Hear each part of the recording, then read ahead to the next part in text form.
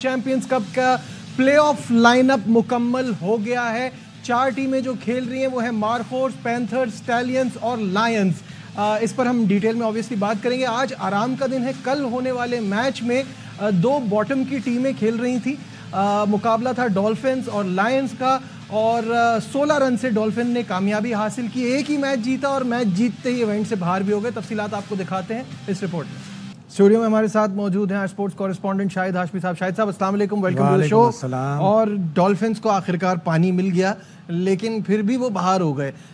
कैसी लगी कल की परफॉर्मेंस उमर अमीन के 75 यंगस्टर हमारे चैंपियंस कप के? ओवरऑल अच्छा मैच रहा, लेकिन वही गलतियां कि टीम चेज नहीं कर पा रही है। एक बैट्समैन अच्छी इनिंग्स खेलते खेलते आउट हो जाता है और 5 में से 4 टीमें प्लेऑफ में पहुंच गई। तो मैं एक दफ़ा स्कूल की रेस में तीसरे नंबर पर आया तो मेरी वालदा ने पूछा कि कितने बच्चे दौड़े थे, तो मैंने कहा 3 बच्चे दौड़े थे, मैं तीसरा नंबर पर आया।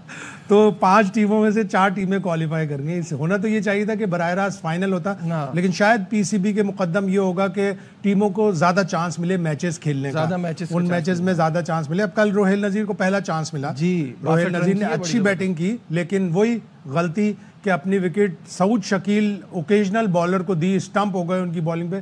आगे तक जाते हैं, मैच फिनिश करते हैं, मैच फिनिश करने वाली हमारी क्वालिटी नहीं आई। और रोहेल नज़ीर, कासिम अकरम, हैदर अली, ये 3 प्लेयर हैं जो अंडर 19 वर्ल्ड कप से आए लेकिन डेवलप नहीं हो सके। रोहेल नज़ीर ने 2 T20 वर्ल्ड कप खेले हैं, 2018, 2020। 2018 के वर्ल्ड कप के फौरन बाद इसका फर्स्ट क्लास डेब्यू हुआ।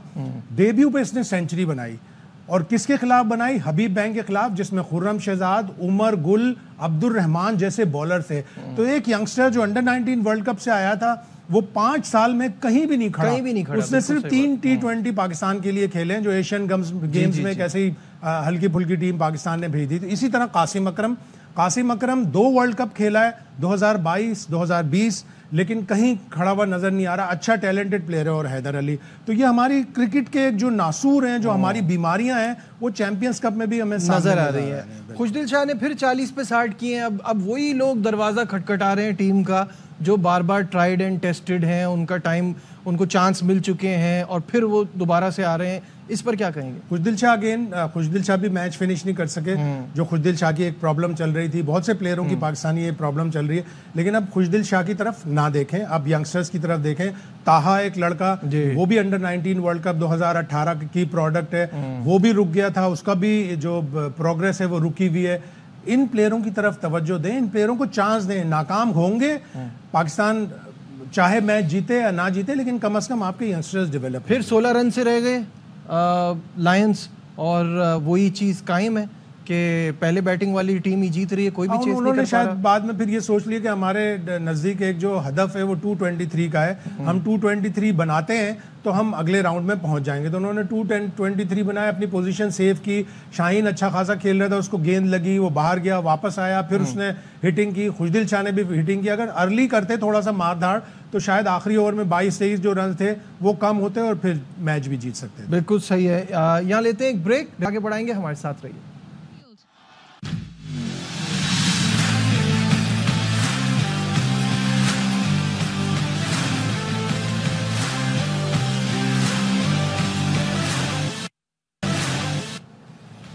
Glad to have you back once again to our special transmission। एक बार फिर आपको याद दिला दें कि चैंपियंस कप में आज आराम का दिन है, लेकिन चैंपियंस कप का प्लेऑफ का लाइनअप मुकम्मल हो गया है, तो वो आपको दिखाते हैं इस रिपोर्ट में। जी शाहिद साहब, लाइनअप मुकम्मल है और पॉइंट्स टेबल पर भी एक आखिरी बार नज़र डाल लेते हैं। इसके बाद तो ऑब्वियसली फिर शुरू हो जाएगा प्लेऑफ मरहला। पॉइंट्स टेबल पर नज़र डालते हैं और देखते हैं कि मारखोर ने किस तरह से डोमिनेट किया ये ग्रुप स्टेज पूरा। 4 मैच खेले, 3 जीते, सिर्फ 1 हारे, और वो हार में भी इतने दूर तक लेके गए थे, बहुत एंड तक फाइट की थी। 38 पॉइंट्स और नेट रन रेट इनका देखिए कितना शानदार है, 1.715।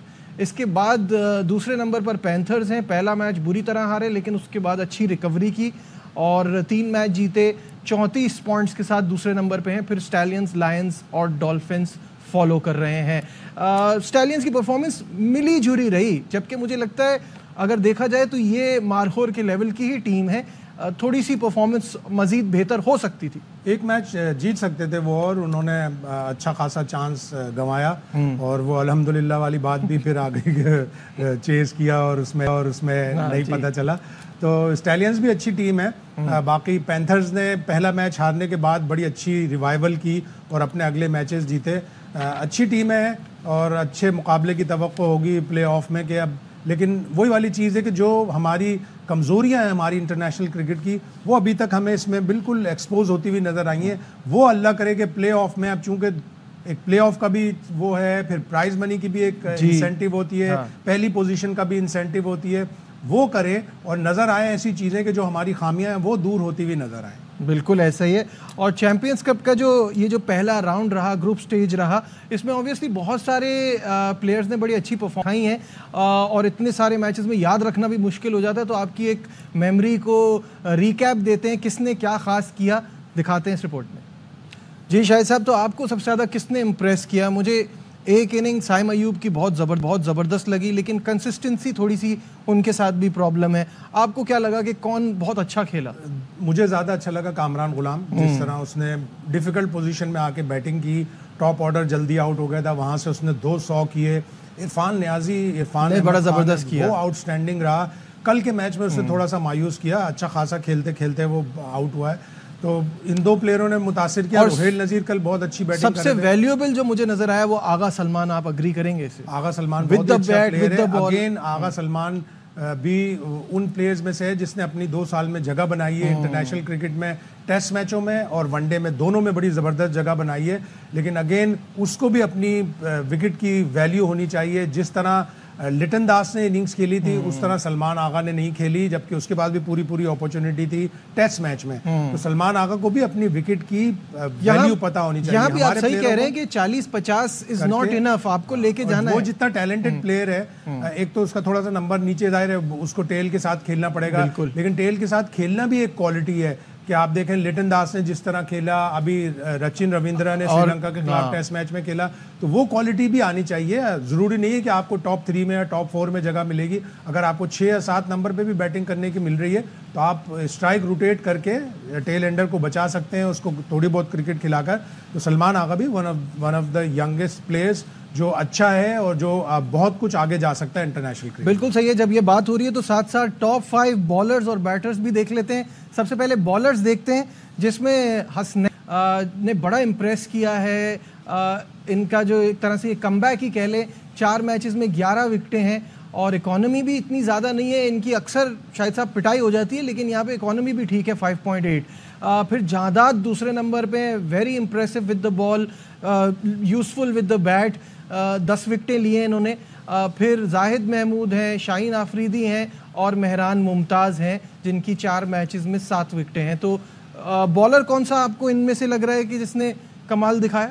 जादाद इम्प्रेसिव है, मुबस्सिर स्पिनर्स में इम्प्रेसिव है, फैसल अकरम बहुत अच्छा है, मेहरान मुमताज़ बहुत अच्छा है। लेकिन हसनैन का मुझे भी थोड़ा सा लगा कि जैसे अभी उसका एक्शन का प्रॉब्लम चल रहा है। वो जब विकेट टू विकेट बॉलिंग करता है, बहुत अच्छी बॉलिंग करता है। आप विकेट में बॉलिंग करेंगे तो वो बैट्समैन हिट लगाने की कोशिश करेगा, यू मिस आई हिट, फिर बॉलर को विकेट मिलेगी, एलबीडब्ल्यू भी मिलेगा, बोल्ड भी मिलेगा। लेकिन बाहर आप कराएंगे, विकेट देंगे उस पेस पे तो आपको चौके छक्के पड़ेंगे, और वो हसनैन की एक प्रॉब्लम है। बिल्कुल सही। उसके एक्शन पे थोड़ा सा वकार यूनुस हैं और जितने भी एकेडमीज में फास्ट बॉलिंग के कोचेज हैं, उसको थोड़े से उसके एक्शन पे और उसकी लाइन और लेंथ पे काम करना है। उसके पास स्पीड है, उसके पास स्किल है। बिल्कुल सही है। टॉप 5 बैटर्स पर भी नज़र डाल लेते हैं, और कामरान गुलाम की अभी थोड़ी देर पहले बात हो रही थी, तो टॉप पे हैं।